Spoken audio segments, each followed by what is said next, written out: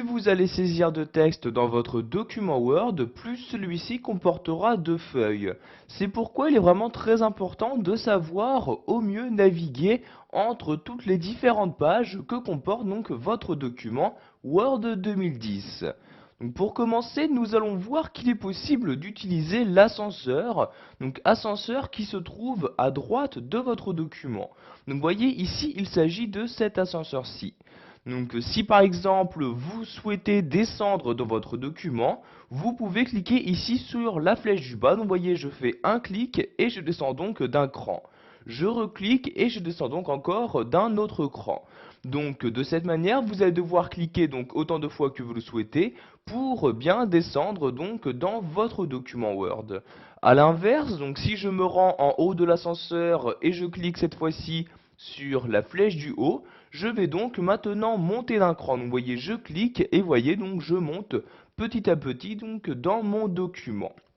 Vous avez bien évidemment la possibilité d'utiliser directement donc le curseur donc de l'ascenseur. Donc vous voyez ici ce petit bouton là, donc je clique sur l'ascenseur et tout en maintenant le clic de ma souris, je vais la déplacer donc vers le bas pour descendre dans mon document. Donc vous voyez, de cette manière, je peux descendre beaucoup plus rapidement donc dans mon document. Donc vous voyez ici, je suis actuellement à la page numéro 2, je redescends encore, je suis à la page numéro 3, etc. Donc maintenant, je vais lâcher le clic de ma souris et voyez donc je suis toujours à la page numéro 3. Maintenant, nous allons voir qu'il existe également un autre moyen pour naviguer à l'intérieur même de votre document. Donc nous allons toujours nous rendre à droite de celui-ci, mais cette fois-ci nous allons aller en bas et utiliser ici ces deux flèches-ci. Donc par l'intermédiaire de ces flèches, vous allez pouvoir accéder automatiquement soit à la page suivante ou à la page précédente.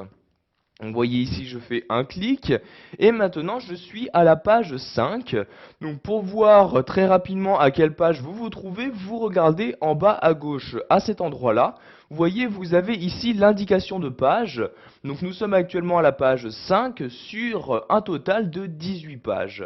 Donc vous voyez, si je reclique maintenant sur ce bouton-là, je suis maintenant à la page 6, je reclique à la page 7, etc. A l'inverse, donc si je souhaite maintenant remonter, je vais utiliser la double flèche allant vers le haut. Donc vous voyez, page précédente, je clique, je suis maintenant à la page numéro 6, je reclique à la page numéro 5, etc.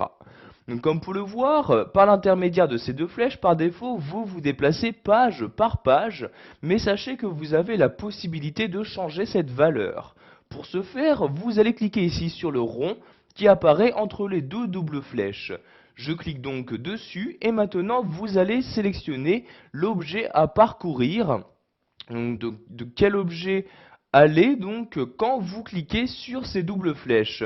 Vous pouvez par exemple naviguer entre les différentes modifications, entre les différents titres. Donc par exemple, si vous sélectionnez ici titre comme ceci, vous allez maintenant donc accéder au titre suivant, donc comme vous pouvez le voir ici en cliquant sur cette double flèche, et au titre précédent en cliquant sur cette double flèche également.